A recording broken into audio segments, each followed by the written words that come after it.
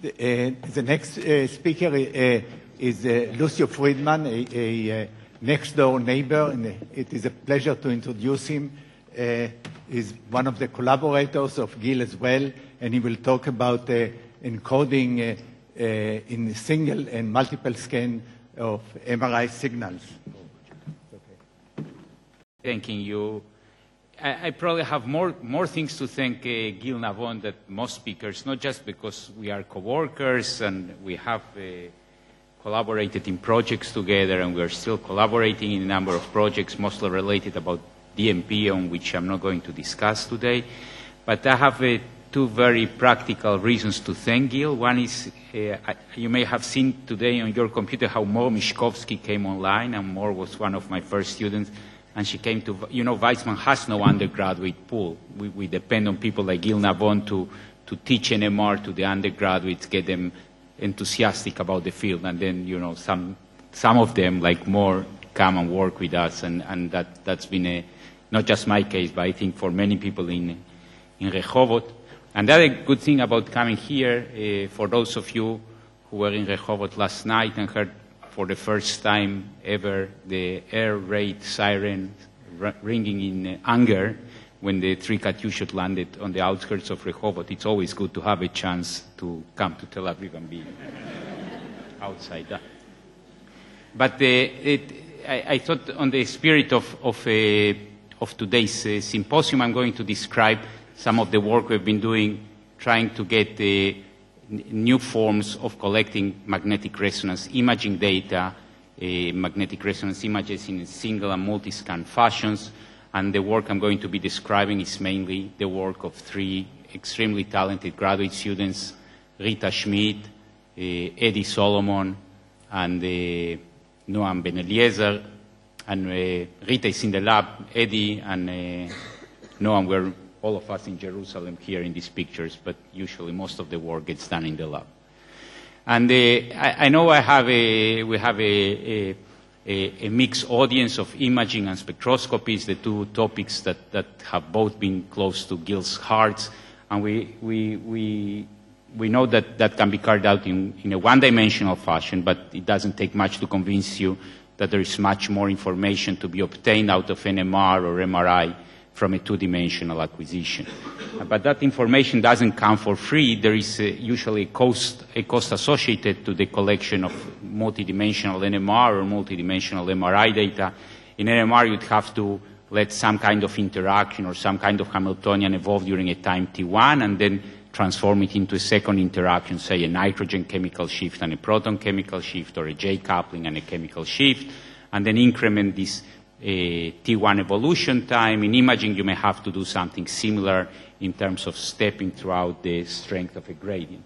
And each one of these steps or each one of these increments corresponds to an independent scan, and that brings in turn a penalty in the minimum amount of time that these kind of experiments will require.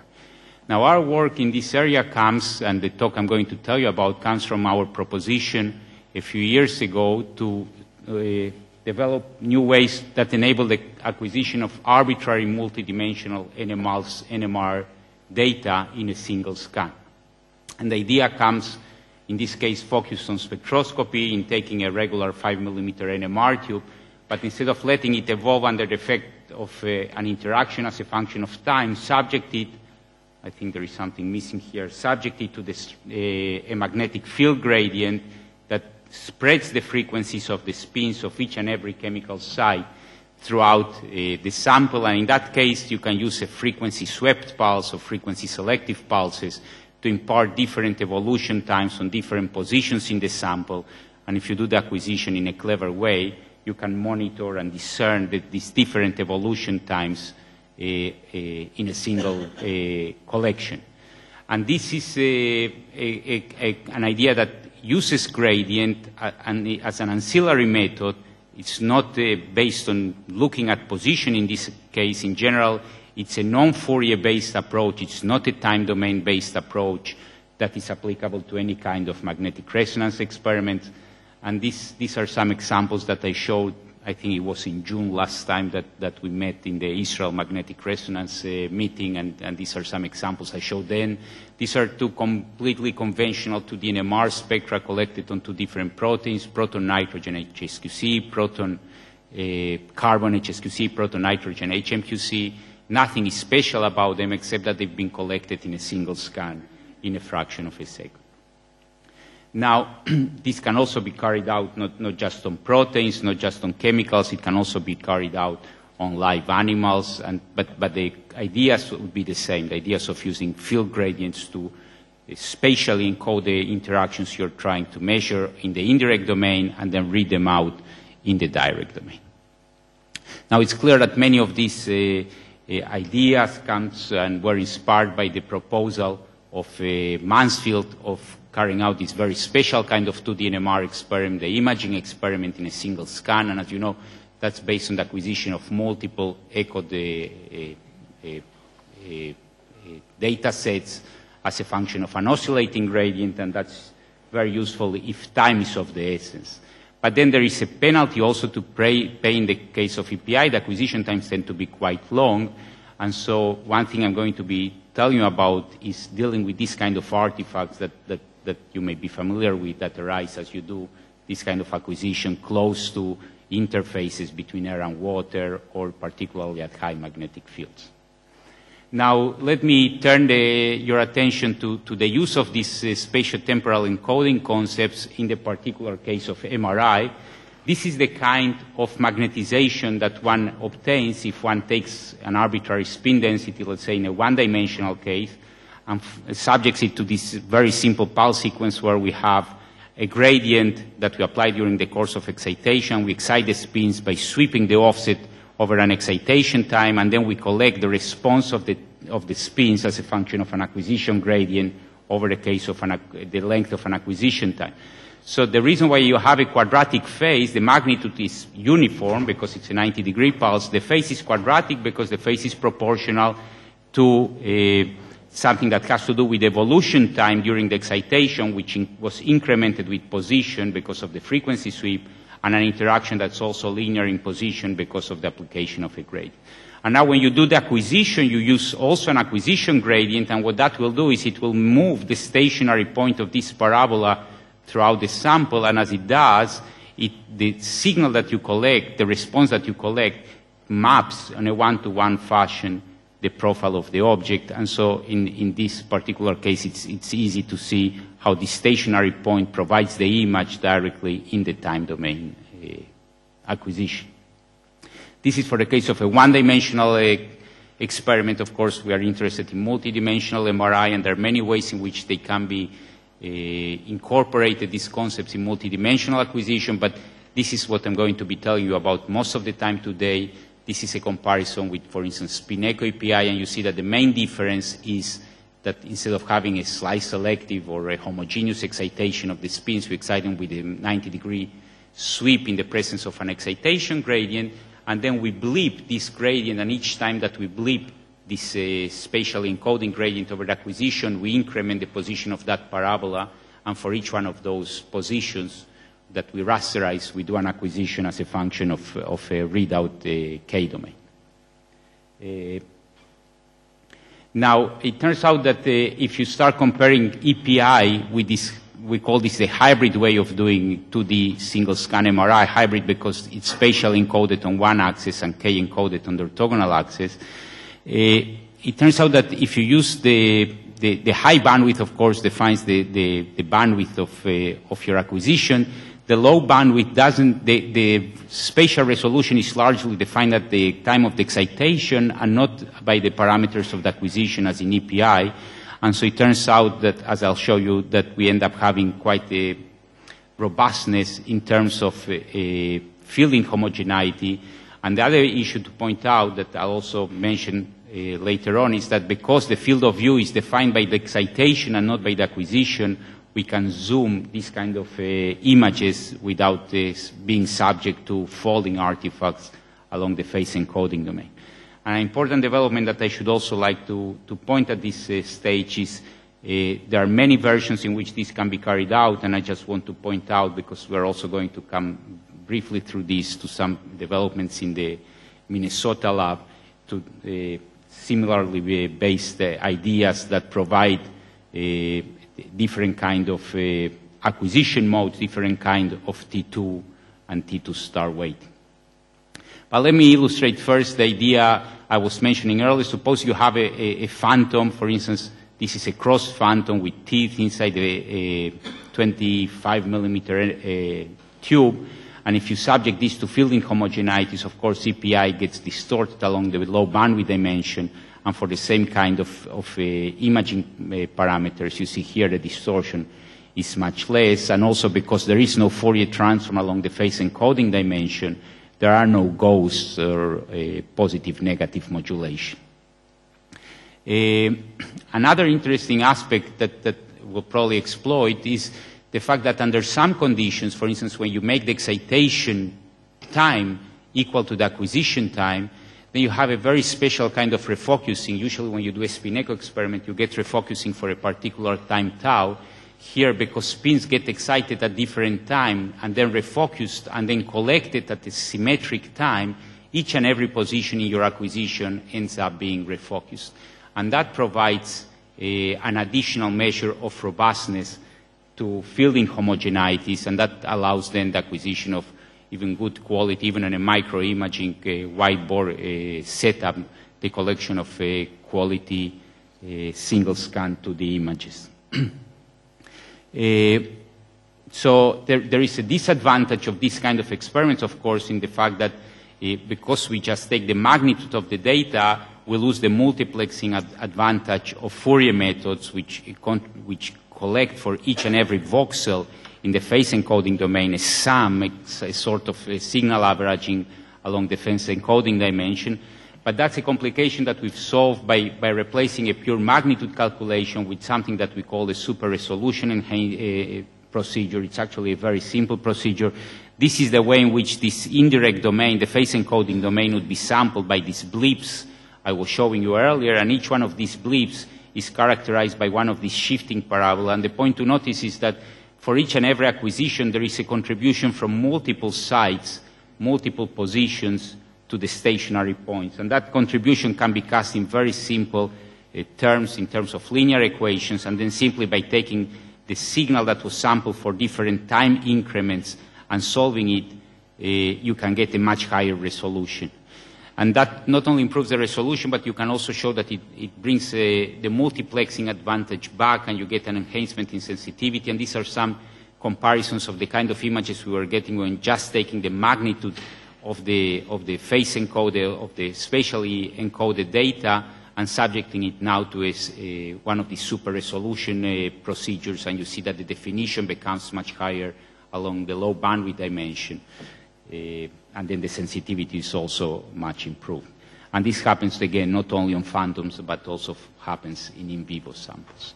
And so I thought that I would illustrate that again within the context of a collaboration we have going on with Camille and his group, particularly Ute Gorke, who visited us for a few weeks. And this is summarizing some activation studies that were carried out by Ute and Noam Ben-Eliezer in Minnesota, actually. And you can see that activation can be seen, of course, with EPI. This is a standard paradigm that was mentioned this morning as well. But you can also obtain it with the spatiotemporal encoding techniques. You can also see that the pattern of activation is different. It's more localized. And this is something we've seen not only in humans, this is something that we've seen very recently as well in high-field functional studies together with Luisa Ciobanu and her co-workers from Neurospin. These are brain images. These are rat brain images collected on their new 17.5 Tesla horizontal animal MRI. And these are some activation results that we've obtained with the paradigm based on 4-post stimulation. And the interesting thing is that this is a fully refocused sequence. This is a sequence where all T2 star effects have been completely eliminated, and still we get a very clear activation. that compares in intensity with the one that's being delivered by gradient API. This is 7 Tesla data, but it looks very similar in amplitude to the 17.5 Tesla data that they've also collected there. But you can still notice that the localization is much higher, and we believe that this is also reflecting the refocusing of the T2 star effects that we get. And the activation is also strongly field dependent, and I think we also understand where these field dependence differences are coming from. Now, as I was mentioning, one of the good things about these sequences is that under the same conditions, you can get much higher resolution, and the same conditions of fielding homogeneities, you can get better resolutions. This is some initial data that we collected when we were only allowed to work with the phantoms in our Siemens 3T machine. This is a cabbage head. Now, this is when they allowed to put my head as well. And you see that the eyes get much less distorted. This is a region surrounding the olfactory bulb. And you see that the muscles are much more clear, and the organ we are targeting is better resolved. And as I was also mentioning, we have the possibility of actually zooming on this 5-7 millimeter long organ and getting it with a better resolution without having to deal with folding problems. Now, so far, I have mostly processed this data without doing a Fourier transform, but it turns out that in the face of this NMR signal, the coherent evolution phase of the signal that we collect during the course of the acquisition or during the course of these blips, there is information, and the information is the chemical shift. If you only have water, there is nothing to be gained from that information, perhaps, but if you have a number of chemical shifted sites, you can actually get that extra information for free. And this is an early example that Noam did to demonstrate that. This is if you do spin echo API, it has this well-known chemical shift artifacts. These are two sites shifted by 1500 hertz. But if you actually do the Fourier transform along the spatial-temporal encoding, this is the spectral dimension you get. You can actually take each one of these echoes, filter the other one out, inverse Fourier transform from the same single scan experiment, get actually separate images. And very recently, Rita Schmidt in the lab demonstrated this also in an in vivo setting. These are two multiscan images, one collected over the whole abdominal area of a mouse, and this one collected just with the excitation of the fat signal. And these are two 2D images collected both from the same single scan from a 50 millisecond acquisition. And when she does the super resolution processing, taking into account the fact that there is chemical shift evolution over the course of the acquisition, you can clearly see that there is a difference between the contribution from the water and from the fat. Now, this phase information can also be used for other aspects of real-time MRI. For instance, it can be used for doing thermometry. It can be used for characterizing flow. And these are also some recent results that we obtained in a thermometry measurement. These, again, are two NMR tubes, a 20 millimeter tube and a 5 millimeter tube with water flowing and different temperatures in different directions. And you can see one is heating up, one is cooling down, and Rita can get with these kind of measurements in real time the thermometry information, again using the zooming abilities and the phase information that is included in the images. And this is the same kind of result, but this time in an in vivo setting. We achieve heating artificially by flowing hot air through part of the next to the animal's leg, and you can see that the thermal images that we obtain, and they are comparable to the data that comes from EPI, although again subject to fewer distortions. Now, these two-dimensional experiments can also be extended to the acquisition of multi-slice three-dimensional data. We're still working on the extension of these ideas to the single-scan acquisition of echo volume images. But these are some recent multi-slice experiments that combine both the self-refocusing capacity of this frequency swept pulse, in other words, the refocusing of all T2 star and fielding homogeneity effects, as well as with the fact that we only do slice selective excitation. And so you see within about 300 milliseconds, we get throughout a mouse brain quality images, whereas CPI tends to give us good images only on the region that has been well shielded and distortions on both sides of that. Now, because of this immunity that we have to field inhomogeneities, we've also been exploring the possibility of using this kind of spatial encoding concepts, not in single-scan experiment, but on multi-scan acquisitions that are aimed at removing field distortions. And these are a comparison between two sets of experiments. This is a spin echo, regular 2D spin echo images, and these are spatial encoded spin echo images. In both cases, the echoing time, the TE time, was 2 milliseconds, and this was the kind of model that we had. We had a 5 millimeter tube inside a 25 millimeter tube with a stainless steel rod placed next to the 5 millimeter, and you can see that the distortions are much, for equal acquisition gradients and for equal echo times, the distortions are much higher in the spin echo case than in the fuller refocus case. And that gets also seen not only on phantoms, but also under in vivo conditions. You can see here, there is, actually it's missing here, but the veterinarian we work with, she put a titanium disc on top of the head of the mouse, and you see that you can clearly see on this short spin echo to the images, you can clearly see the distortions coming out from the plate, whereas here the distortions, well, they are there, but they are much less evident in this spatial encoding case. So just to summarize the main points, I wanted to pass across this new way of collecting multidimensional magnetic resonance data combining magnetic field gradients and frequency sweeps, provide a general way of collecting arbitrary NMR or MRI data. When considering in a purely imaging-oriented setting, this method provides a viable alternative to EPI, and also even some advantages when considering anatomically oriented multiscan studies under the presence of large field inhomogeneity. And so robustness versus field inhomogeneity is the main feature that we found for these kind of experiments, and of course there is a simple explanation and simple formula to explain that. We've also found it very interesting, the capability of doing a fully self-refocused acquisition, fully eliminating all T2 star effects from these kind of experiments. We found that super resolution gives us back the signal-to-noise disadvantage and the resolution disadvantages that we were dealing with in the beginning, and we were also starting to exploit the possibility of zooming particular regions without falling. And in terms of applications, I focused mainly on fMRI and in homogeneous field, but we've also been working, among others, with Gil on things like DMP studies on this kind of, based on this kind of sequences. So I mentioned the main players in the field today are Rita Schmidt, Eddie Solomon, Noam Ben-Eliezer, but this project was actually started during the master's studies of a very talented student, Yoav Schrot, who is now working for the high-tech industry. Asaf Tal followed them.